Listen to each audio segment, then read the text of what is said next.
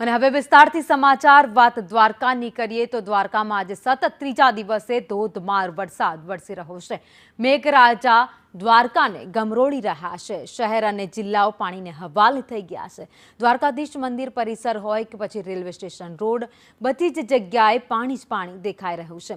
બજારોમાં ધસમસતો પાણીનો પ્રવાહ વહી રહ્યો છે તો એક રીતે જનજીવન પ્રભાવિત થયું છે। જામખંભાળિયા તાલુકામાં પણ આ જ સ્થિતિ જોવા મળી। રહેણાંક વિસ્તારો અને ખેતરો પાણીમાં એકાએક ગરકાવ થઈ ગયા છે। તો અલગ અલગ દ્રશ્યો દ્વારકાના તમે જોઈ રહ્યા છો, જ્યાં જળબંબાકારની સ્થિતિ સર્જાઈ છે।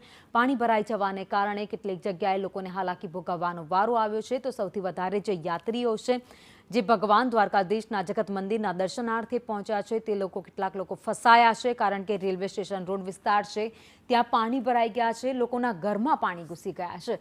તો બીજી બાજુ જગત મંદિર, જ્યાં 56 સીડીથી પ્રવેશ દ્વાર છે, ત્યાં ઝરણાની જેમ પાણીનો ધોધ વહી રહ્યો છે।